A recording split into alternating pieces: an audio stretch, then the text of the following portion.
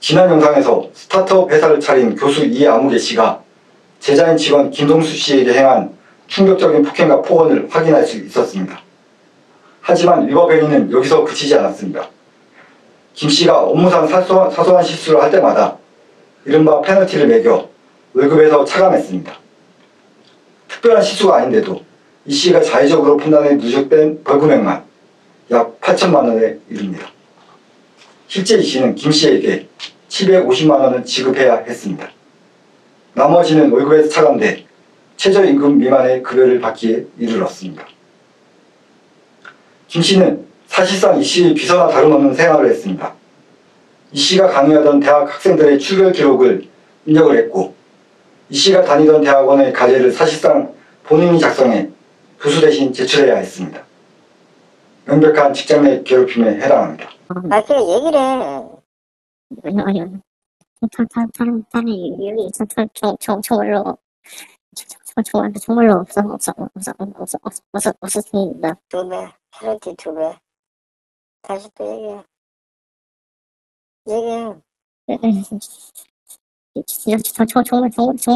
정말입니다. 정말로. 4배, 3배. 또 얘기해. 정말로 다른 의도가 없었는데 그렇게. 4배. 그러니까 뭐. 예, 페널티가 늘어난다고 해서 제가 없는 이유를 만들어서 말씀드릴 수가 없어가지고. 그럼 없는데 너는 그렇게 했다는 건 뭐가 의도가 있잖아. 말이 안 맞잖아. 생각을 해봐. 네가 약속을 한 거잖아. 안 그래? 방금 들으신 음성은 교수 이 씨 지인의 미국 항공편 예약일 중 요일 하루를 김 씨가 잘못 입력했다는 이유로 벌금을 부과하는 내용입니다. 날짜는 맞는데 요일이 틀렸다는 사소한 이유로 트집 잡은 겁니다. 이 씨는 무려 25분 동안 김 씨에게 잘못을 추궁하면서 페널티 액수를 계속 올렸습니다. 나중에는 벌금액이 6천만 원까지 올라갔습니다. 처음부터 다시 하라고. 네. 너 지금 얼마야 그럼 회사에 빚진 게? 5,500만 원. 6천이지. 6천이지 무슨 5,500만 원이야. 지금은 이제 무조건 틀리면 페널티. 네네. 500부터 시작한다. 네네. 500부터 시작한다고. 네, 알겠습니다. 그리고 네가 얘기한 거는 가서 지켜라. 오케이? 네네. 뭐라 그랬어 나한테? 네네. 죽을 때까지 때리셔도 아무 말도 안 했다고 지켜라. 그런 말씀 드렸습니다. 지켜라. 네네. 교수 이 씨의 말 몇 마디로 김 씨가 회사에 진 빚은 순식간에 눈덩이처럼 불었습니다. 500만 원부터 시작해 6천만 원까지 올라갔습니다. 죽을 때까지 때려도 아무 말도 하지 않겠다는 약속까지 받아냈습니다. 폭행과 강제노동의 수위는 점점 높아졌습니다. 이거 페널티 어떻게 받을래? 페널티 어떻게 받을래? 너 지금 이거 봐, 시간을 줬는데도 불구하고 이렇게 하잖아. 페널티 어떻게 받을래? 빨리 얘기해. 제가 급여에서 뭐 이제는 그냥 뭐 공수표 그냥 막 날리는 거야? 아니요. 다른 걸 제가 할 수 있는 게 없어가지고. 그러면 더 배상 금액을 더 내도록 하겠습니다. 그러니까 어떻게 해? 예. 빌려서라도 쳐서 내겠습니다. 아니면 어떡할 거냐고. 진짜 말 더럽게 못 알아듣네, 진짜. 예, 배상 금액을 더 내겠습니다. 그러니까 어떻게? 네. 어떻게? 진짜. 어떻게라고 하시면은 금액을 말씀하시는 거면은 예, 원래 200만 원인데 300만 원까지 빌려서 다시 배상 금액을 내도록 하겠습니다. 벌금액은 급기야 8천만 원까지 올라갔습니다. 실제로 김 씨는 회사 감사인 이 씨 동생에게 송금해야 했습니다. 200만 원씩 송금한 날도 여러 번 있었습니다. 이 씨 동생에게 보낸 돈은 이 씨에게 간 것으로 보입니다. 돈이 부족했던 김 씨는 친동생과 지인에게 돈을 빌려 이 씨에게 보내기도 했습니다. 휴대전화 요금을 내지 못해 어머니와 연락하지 못한 일도 있었습니다. 벌금은 아직까지 돌려받지 못했습니다. 벌금 부과는 다양한 방식으로 이뤄졌습니다. 교수 이 씨는 김 씨가 실수할 때마다 급여를 깎았습니다. 김 씨는 2021년 7월부터 6개월간 월급 200만 원을 받았습니다. 당시 기준으로 최저임금 수준입니다. 하지만 이마저도 2022년 2월부터는 3분의 1 이하로 월급이 지급됐습니다. 김 씨 통장 내역에서 확인됩니다. 통장 말고 다른 방법으로 지급된 돈도 없었습니다. 근로기준법이 정한 전액 지급 원칙 위반입니다. 피해자 직원 김 씨는 인터뷰에서 벌금 부과 당시 상황을 기억해내며 몸서리를 쳤습니다. 그러니까 업무상의 문제라고 해야 될까?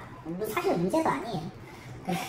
서류에서 아까 말씀드렸던 서식 같은 것들이 틀리면 정 하나 빠졌다고 100만 원 내라 이런 식으로 페널티를 부과했었기 때문에 실제로 제가 송금한 돈은 한 700만 원, 790만 원 그 정도 되고, 그리고 그 전에 이제 기본급에서 130만 원을 삭감해서 저에게 기본급을 줬었거든요.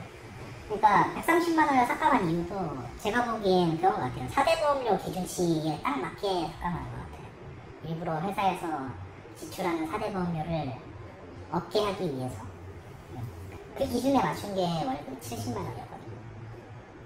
그러면 급여를 70만 원만 주고 나머지는 업무 실수를 이유로 이제 벌금을 부과를 하고, 그렇죠. 그럼 실제로 받은 돈은 거의 없으셨던 거 아닌가요? 그렇죠. 국세지방세를 제외하고 나면 통장에 입금되는 돈이 한 67만 원 정도?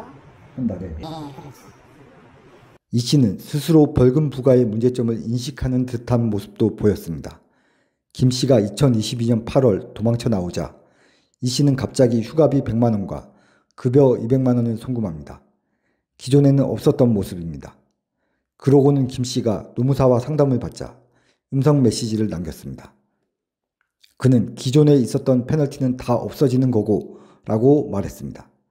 벌금의 부당함을 인지하고 있었던 셈입니다. 이런 일은 이제 근로계약에서는 있을 수 없는 일이죠. 그런데 지금 왜 이제 이 교수가 이런 식으로 페널티 부과하고 하느냐. 실제로 이제 임금을 제대로 주지 않기 위한 목적도 하나 있고, 또 하나는, 이제 우리가 약간 비교할 수 있는 게,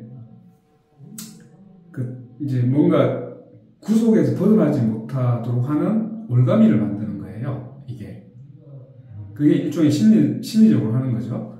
그렇게 해서, 이게 이제 그 고리대금이나 이런 데서 마찬가지잖아요. 실제로 이제 자기에 대해서 페널티를 물리고 벌금이 있다는 것으로 함으로 인해서, 이 사람이 벌금이나 이제 손해배상을 다 하지 못하면 어떤 관계에서 자유롭지 못하다는 것을 만들어내는 거죠. 네. 그러니까 이게 이제 정신적인 자유를 구속하는 방식, 그러니까 가스라이팅 하는 방식 중에 하나인 것으로 보이는데, 그래서 이제, 급여도 자기가 이제 내가 잘못했기 때문에 60몇만 원을 받아도 괜찮다. 이런 심리 상태가 만들어지는 거고, 그 다음에 이제, 8천만 원을 다 갚지 못하면 내 스스로가 이 계약 관계, 여기에서 벗어날 수 없다는 심리 상태를 만들고 있는 거예요. 교수 이 씨의 갑질은 여기서 멈추지 않습니다. 이 씨는 강의하던 대학의 학생 성적 입력은 물론이고 자신이 다니던 대학원의 과제 제출까지 김 씨에게 맡겼습니다. 학생 출결은 임의로 100%로 다 맞추도록 했습니다. 성적 관리가 허위로 됐을 정황이 짙습니다. 이 씨의 대학원 과제를 대신 작성할 때도 정보 제공업체 결제 대금을 김 씨가 대신 결제하기도 했습니다. 김 씨는 이 씨의 소모품에 불과했습니다. 예, 교수님, 그 학생들 성적이 아니라 출결 관리를 입력해야 되는데 이 종합정보 시스템에서 입력할 수 있는 시스템이 없어가지고. 네네, 다시 한번 찾아보고. 있다고. 그러니까 종합정보 시스템이 아니고 따로 출결은 따로 그 사이트가 있다고. 네네네. 또 어떻게 하냐면 출결을 먼저 설명해야 돼. 성적이 입력이 된다고. 예. 출결은 다 100%로 다 맞죠. 예, 저 전부 다 20점으로. 네. 아니, 일단 출결이 빠진 애들이 있을 거야. 예. 있어 없어? 예, 2학년에 빠지는 학생들이 있습니다.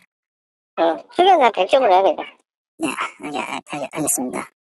제자 직원 김 씨는 사실상 24시간 대기 상태에 있었습니다.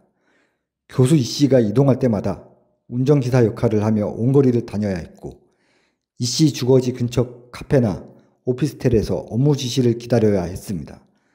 하루에 이동한 거리만 수백 킬로미터에 달했습니다. 교수가 살고 있는 오피스텔 근처에 또 24시간 카페 이런 데 가서 또 이제 업무 처리를 하고, 새벽 2, 3시에 잠깐 쪽잠 자고, 또 5시, 6시 되면 또 이제 교수랑 같이 이동해야 되고, 이런 스케줄이 그렇죠. 반년 정도? 6개월에서 8개월 정도 지속됐죠. 여기는 사실 그 자원 사업장의 결정체이지 않나 싶어요. 결국에는 사장과 이 직원, 사실상 이 두 명이 일을 하는 상황에서 사장이 그냥 보는 눈 없으니까 이제 함부로 정말 그리고 모든 일을 다 시켰던 거고, 그러니까 이제 개인 심부름도 시킬 수 있었던 거고, 이 직원 입장에서는 그거에 대해서 어디 얘기하기도 어려운 거죠. 주변에 얘기할 만한 사람들도 사실 마땅치 않고, 그러다 보니까 물론 이제 동생분한테, 그래서 이제 안 되겠길래 이제 동생분한테도 토로한 것이긴 하겠지만, 해결을 하려면 어쨌든 상담이 됐든 뭐가 됐든 주변에 이제 얘기를 하는 게 필요한데, 그렇게 하기가 너무 어렵고, 그러니까 폐쇄적이고 작다 보니까 사실 훨씬 더 이제 직장 내 괴롭힘이 많이 발생하고 심각하게 발생할 가능성이 있다고 생각이 되고요. 그다음에 두 번째는 관계인 것 같기도 해요.